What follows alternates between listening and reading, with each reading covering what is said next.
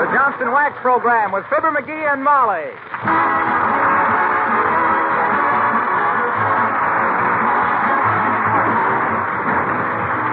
The makers of Johnson's Wax and Johnson's Self-Polishing Glow Coat present Fibber McGee and Molly, written by Don Quinn, with music by the King's Men and Billy Mills Orchestra.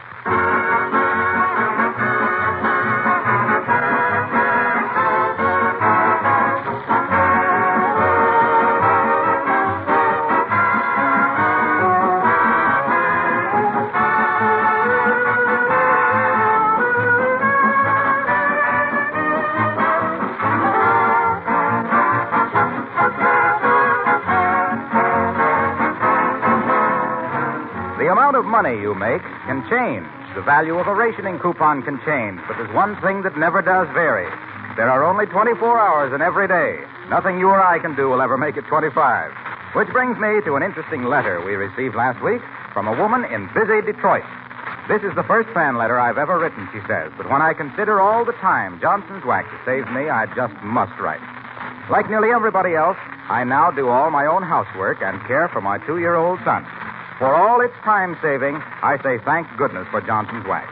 And for such a nice letter, we say thank you very much to a busy mother in Michigan. Very true that Johnson's Wax is saving hours of work for women everywhere, besides helping them to take better care of the things they have.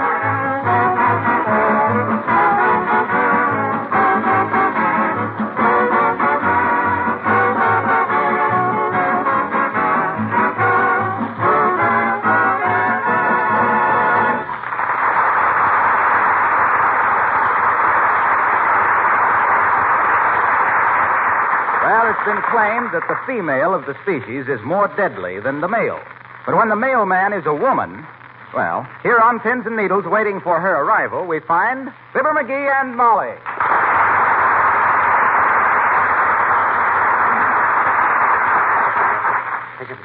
Oh, for goodness sakes, McGee, settle down. Oh. What are you expecting in the mail that's so important? Now, you wait and see. It's something that might change the whole course of our lives. Well, that appeals to me, too. So I will say, dearie, that life with you has never a dull moment. Really? You don't just say that just because you admire me. No, I just say that because I'd admire a dull moment now and then. With you, I never know what's going to happen next, so I always expect the worst. Well. And I'm rarely disappointed, in spite of the fact that I've lived through it, which is surprising when I come to think of it, which I try not to. Well, just the same, did you ever stop to realize what a person could do if he knew exactly how to handle every situation as it come up? Certainly. He'd go on information, please, and make a mug of Oscar Levant. You don't get me. I got you once. Do I have to keep doing it? Oh, listen, Molly, this is serious. I'm expecting something in the mail that's going to make me rich and healthy and smart. Heavenly days. Doesn't the government have enough criticism without you expecting miracles? Okay, scoff if you want to. Be right. But this is important. What if something happened that I could look into the future and know exactly what was going to happen to us? It'd be sickening. Don't we have enough trouble with what has happened? Who wants to peek into the future? Admitting for the sake of argument that you have one. Well, for instance, suppose I had advanced knowledge that a certain stock was going to go up. Yeah, you said you had that knowledge in 1929, and what happened? We were broke for 4 years. Yeah, but there'd be no guesswork with this. I'd know. I could buy, say, amalgamated garbage can at 22, ride it up to 49 and sell out. Clean up $1 million in 2 days. I'd corner the market. That reminds me. Run down to the corner market and get a can of beans. Take the ration book, dearie, and a loaded shotgun. Molly, I gotta wait for the mail because I tell you I'm... Oh, boy, here she is now. Mark this day down on the calendar, Molly. From today on, we're a success. You open the door, dearie. I can't do it with my fingers crossed. That I will. Come in, sis. Come in. Hey, Molly, it's her, all right. It's the baguette. So I see. Good morning, dear. Won't you sit down and rest your special deliveries? No, thank you, Mrs. McGee. I've got to keep going to get back to the post office. There's a hole in the bottom of my mail bag. Really? The mail must go through. Yes. That's our motto, Mr. McGee. Huh? Oh. That's very good, sis. We almost made a joke. Well, what you got for us this morning? Let me see what I have for you, folks. Oh, yes. Here's that card from your Aunt Sarah, wishing you a happy George Washington's birthday. Remember? Ah, never mind, Aunt Sarah. That skin-fisted old tight flint. Now, McGee, stop talking like that about Aunt Sarah. She's a very generous person. Yeah, she'd give you the back off her shirt. Why, that old miser believes in reincarnation just so she can leave all her dough to herself. Come on, sis. Come on. What else you got for us? I'm expecting some very, very important mail. Oh, stop trembling, McGee. Anybody think your life was at stake? And what I've seen of your life, it's a pretty tough stake. I'm afraid that's all I have for you this morning, Mr. McGee. Oh. But, no, here. You probably won't want this, though. It's just a circular. Let's see it. Hey, this is what I've been waiting for. Oh, boy, now we're getting someplace. Thanks, sis. Remind me to put in a good word for you with the Department of Labor. I work for the Post Office Department, Mr. McGee. Oh, what do you call that? Amusement? You should be more polite with the mail girl, McGee. She has a hard job. Put your career into affinity with the universe. Put your future into rhythm with the psychic forces. McGee, I was speaking to you. Huh? Oh, how do you do? Let the stars foretell what fate has in store for you, and put yourself in tune with the infinite. Your astral plane. McGee. Huh? Oh, hey, look what I got. From the You Can Be What You Want to Be horoscope company. There's the key to success in 25 pages of wisdom. Distilled from the ancient Egyptian system of astrology and perfected by modern methods of character analysis. And all for 27 cents. Including postage. And just what did you get for your 27 cents, Taurus? I ain't Taurus, I'm Scorpio. Taurus is the bull. So is Scorpio, if you ask me. Look what the envelope says. Your complete character analysis tells about my health, business, marriage, friends, lucky days, lucky numbers, when to plant corn. Did you say something? Is it necessary? When to go fishing, my 72-year life cycle, and special forecast for every day of the year. Well, what they do when your 72 years are up? Come and shoot you? You wait. Now, let me see. Scorpio. Wherefore art thou Scorpio? And when are you going to the store for a can of beans? Don't say anything in my horoscope about going to the store. Now, let me see. December, January, February. March. Huh? Oh, okay. I'll get the beans. I'll be right back.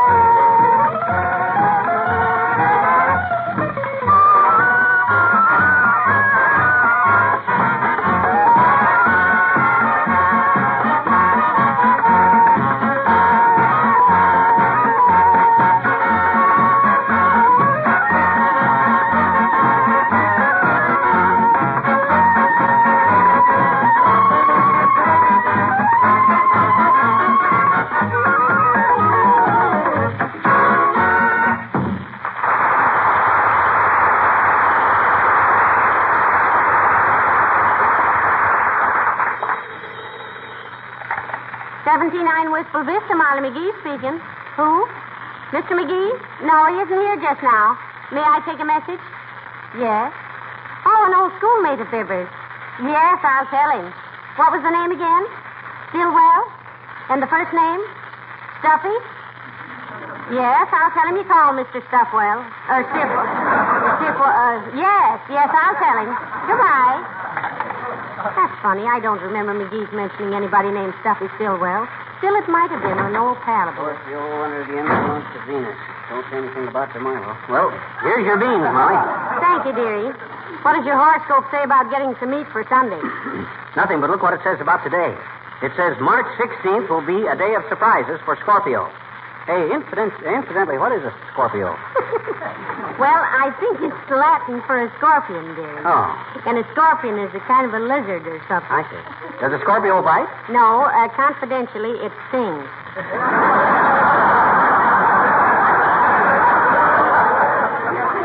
Go on with the reading. Okay. It says March 16th will see the payment to Scorpio of a long overdue debt by an old schoolmate.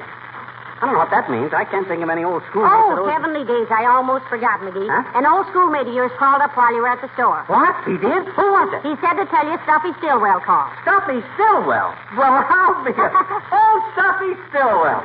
Now, there's a guy that That what? I can't quite place.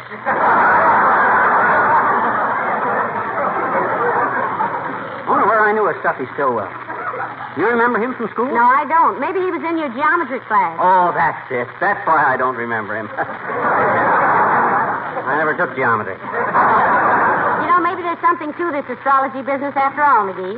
Your horoscope says an old schoolmate will pop up and pay a debt, and boom, up pops the old schoolmate. Ain't it wonderful? Where's he staying? Well, he didn't say. He just said to tell you he called. Well, my gosh, I gotta find him. I can't make a liar out of my horoscope.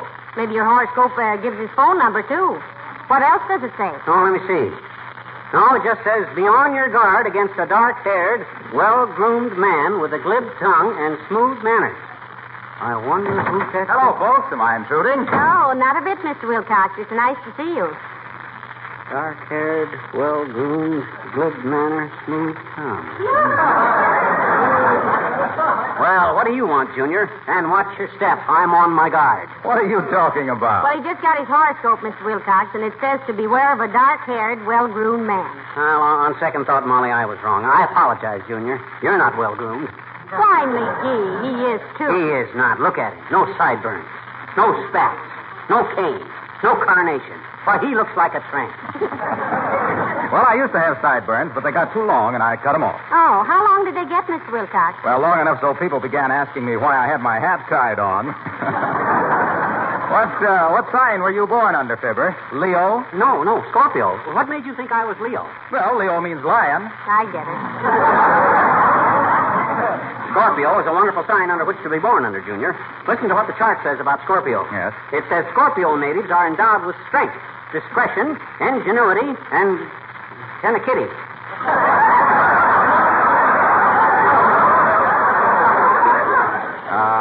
What was that last thing you're endowed with, chum? Kitty, see? Let's go right here. McGee, that word, dearie, is tenacity. Oh, well, I know that. I was giving it the Egyptian pronunciation. All this astrology stuff comes from the Egyptians, you know. Sure, their mummies done told them.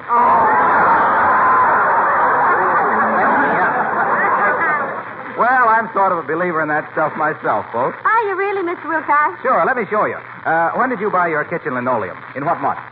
I got a suspicion that this is leading us into that certain thing, Junior. But we bought that linoleum in 1938, the end of January. Does that prove anything? Why, certainly it does. January 20th to February 19th is Aquarius, the water bearer. That's right. And how does linoleum bear water? Uh-oh. Because smart housewives protect it with Johnson's self-polishing glow coat. Keeps it from drying out, losing its color, and getting scuffed and scratched. Now, when did you buy your last container of glow coat, Molly? Well, now, let me see. I don't remember, but we'll need some more at the end of the month. 1st of April. What's that? That's Aries, the ram. That's right. Ruled by the planet Mars. And how do you protect linoleum against Mars and scratches and dust and dirt and damage? With Johnson's self-polishing glow coat, that's how. You see how it works out? Well, what's the ram got to do with it? The ram, that's simple. A ram is a male sheep. That's right. And wouldn't you feel sheepish if you kept on with the old-fashioned floor scrubbing? When you could use glow coat that shines as it dries in 20 minutes or less and gives you a lot less work and a lot more leisure? Gee, I never realized there was so much to astrology. Well, sure. I'm going to live up to this every minute of the day. For instance, it says here, anyone who crosses a native of Scorpio on the morning of March 16th will run into difficulties. An accident will befall him. You really believe that? Oh, no. That's a lot of horse feathers. It is not a lot of horse feathers. Oh, it is, too. It's silly. It is not silly, and you better look out, Wilcox. I'm a Scorpio, and you're crossing me. An accident will befall you. Oh, now, McGee. Oh, let him go, Molly. You can't argue with people who believe in that stuff. Well, I'll see you later, Scorpio. McGee, you shouldn't be so gullible. After all, a two-bit horoscope. Yeah. Good heavens, what was that? I think Mr. Wilcox is studying the stars, Molly. They're telling him about that wobbly front step I've been meaning to fix. That'll learn him. That's what he gets for crossing the Scorpio. When my horoscope predicts... Hey, but I got to locate Stuffy Stillwell. Right? Wow. Well, he'll be at the Ritz Vista Hotel. That's a very expensive place. How do you know he'll be there? Oh, simple logic. He's an old schoolmate. Yeah. He owes me some dough. When I went to school, I never had much dough. Therefore, it was a small amount he owes me. Who likes to dish out their dough in small amounts? Rich people. And where do the rich people stay? At the Ritz Vista. And besides, it's the only hotel in town. Give me the phone. McGee, sometimes I think you're almost as smart as you claim. Here. Thanks. Hello, operator. Give me the Ritz Vista ho-ho. Is that you, Mert? Oh. How's every little thing, Mert? Is it? What's that, Mert? Your grandmother came home plastered last night. Oh, heavenly days. Her grandmother. Yeah, she was knitting at the Red Cross and the ceiling fell in on them. Oh, that's tough, Mert. What's that, Mert? Oh, thanks. Hello, Ritz Vista Hotel? I want to talk to Mr. Stillwell. Huh? Well, tell him Mr. McGee called, will you? Thanks. Stuffy's gone out, Molly. You know, I think I remember him now. I think I do, too. Stuffy Stillwell. Yeah. He was the boy who broke his clavicle when he fell off his sled on Underwood's Hill. Wasn't he? That's the guy. That's the very guy. And you know what? What? I loaned him 37 cents once to pay a fine on some library books. Yeah? If he hadn't have paid that fine, he couldn't have took out any more books. Yeah. Then he'd have flunked every course. Why, that guy owes his whole education to me. I put him through high school. No wonder he's grateful. So you loaned him 37 cents, which put him through high school. You betcha. Why didn't you give him an even $50 and send him to college? It would have been bad for his character. He'd have got so he depended on me. Would have been a dime here and a dime here and a dime there. Well, you study your horoscope, Scorpio. I've got to get things ready for lunch. Ah, there goes a good kid. I'm going to give her half of whatever old Stillwell gives me in his gratitude. No, not half. I paid for the whole horoscope myself. Make it a third. Let's see, what's a third of $10,000? I can't divide that. Better make it a tenth. $1,000. Is she the lucky kid, though? I'll bet most guys wouldn't even get... Hot dog. I'll bet that's old Stuffy now. Good old Stuffy. Come in. Hi, mister. Oh, it's you, is it? Well, come in, but don't bother me, sis. I got some studying to do. Just got my horoscope from the You Can Be What You Want to Be horoscope company. Oh, have you got a horoscope, mister? Yeah. Can I all do it once? And can I please? And can I, mister? A horoscope isn't something you look through, sis. You're thinking of a telescope or a microscope or a periscope. A horoscope has to do with astrology. Oh, what's astrology, mister? Astrology, sis, is the science of forecasting events by the movements of the planets. Oh, my mama was doing that all morning, mister. Studying astrology? No, moving planets. Oh. She moved her geranium planets off the back part, and she moved her tomato planets behind the garage, and moved her crocus No. planets. No. Look, sis, you're all mixed up. I know it.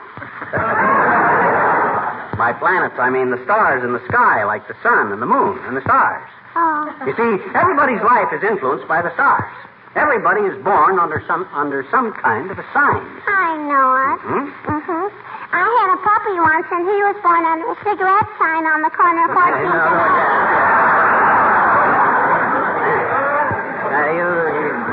You better run along now, sis. I got work to do, and besides, I'm expecting a guest. Who? Now, that is none of your affair, so scram. Can I tell you a ripple before I go, mister? You mean a riddle, sis? A ripple is a wrinkle on a river. What's the riddle? Well, what is it that Russia and England and America and China have got that Hitler hasn't got? What has America and England and Russia and China got that Hitler hasn't got? Give up? Yes. So will Hitler. So on,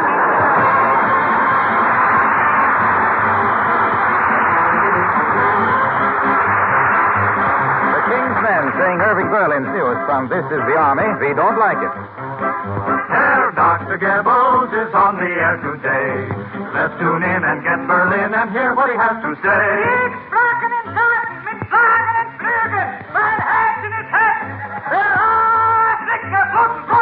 When the Russians push us back, we don't like it.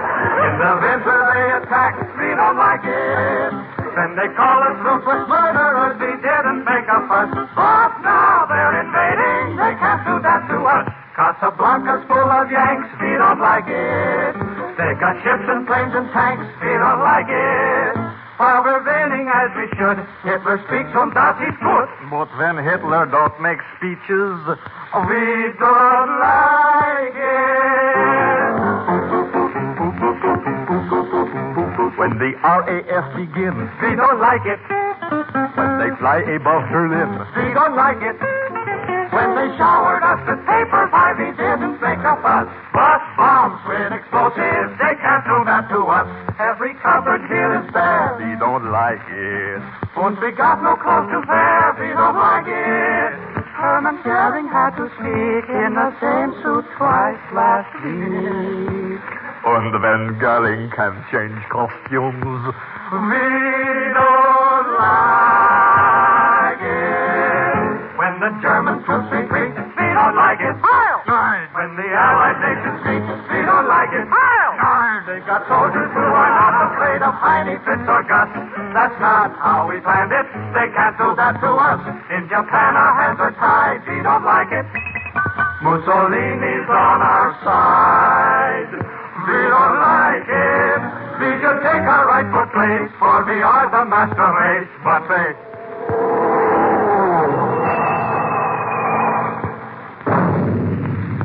Right in our face. We don't like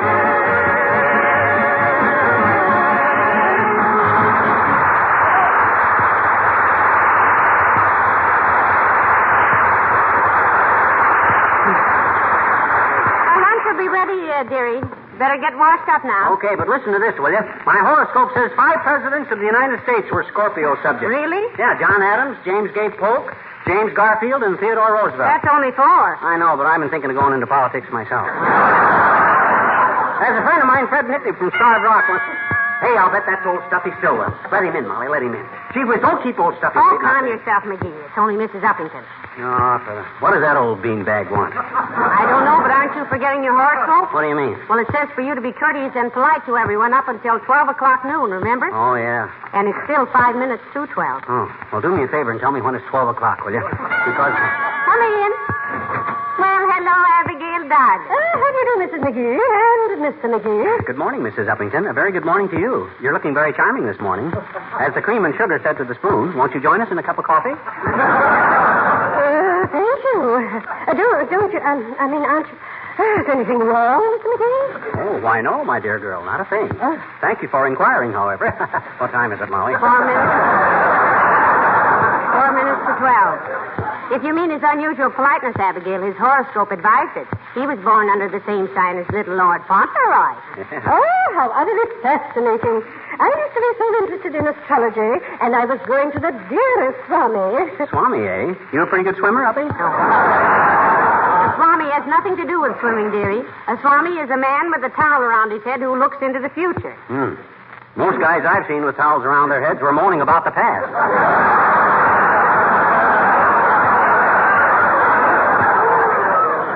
Do tell us more about it, won't you, Mrs. Uppington? I find it most interesting. What time is it, Molly? 2.5 minutes to 12, and don't overdo it, McGee. That phony smile shows more teeth than a hay rake. Oh, very amusing, my dear. But come, Mrs. Yu. I should like to hear some more of your experiences in occult affairs. Well, it was extremely interesting, Mr. McGee. The Swami would look into his crystal. I looked into a crystal just this morning. Oh, what did it say? 8:30. What time is it now, Molly? 2 minutes to 12. Oh, good heavens, I had no idea it was so late. I must be going. I have an appointment at the beauty parlor at noon. Oh, don't go, Uppy. Gee whiz, not for a while yet, anyway. Stick around a couple of minutes.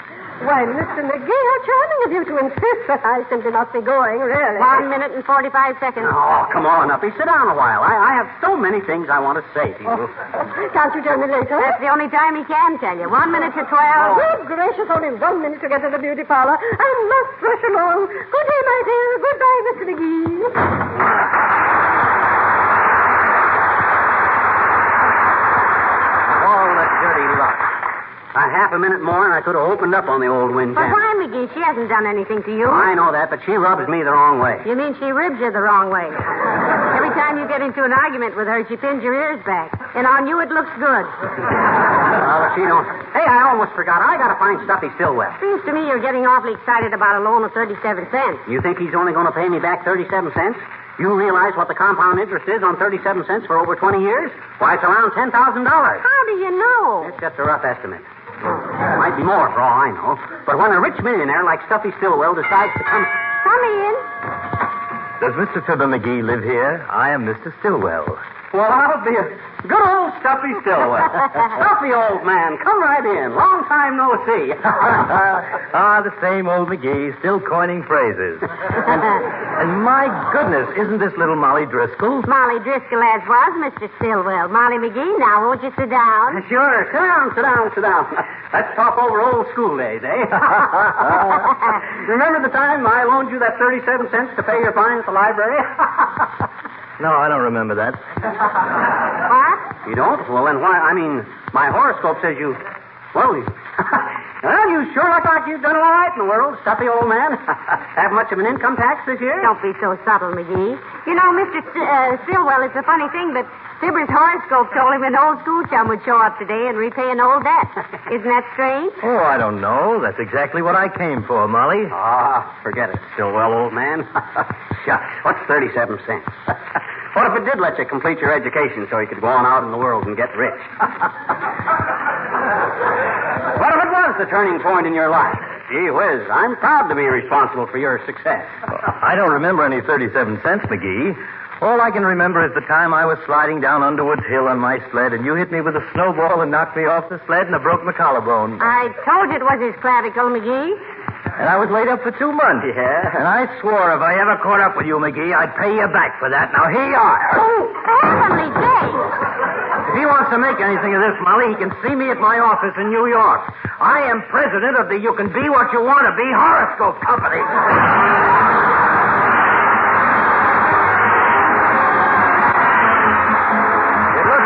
Spare parts for all your electrical and mechanical gadgets around the house are going to be still harder to get as time goes on. Very sound advice we're getting from all sides to take extra good care of our toasters, vacuum cleaners, refrigerators. And while we're out there in the kitchen, let's not forget the floor covering. You can make your linoleum floors last 6 to 10 times longer by protecting them regularly with Johnson's self-polishing Glow Coat. That's a great big dividend when you consider that Glow Coat is so easy to use because it shines as it dries without rubbing or buffing. It protects linoleum against wear and dirt, revives faded colors.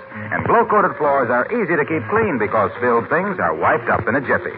If you have children and a Cocker Spaniel running around the house, you'll be especially grateful for the cleanliness and the labor saving made possible by the regular use of Johnson's self-polishing Glow Coat.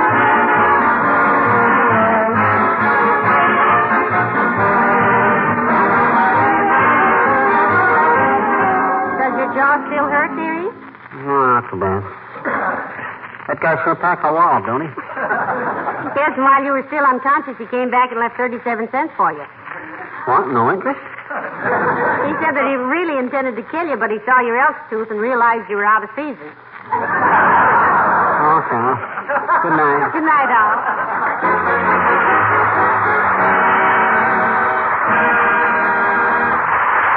This is Harlow Wilcox speaking for the makers of Johnson Wax Finishes for Home and Industry, inviting you all to join us again next Tuesday night. Good night. This program came to you from Hollywood.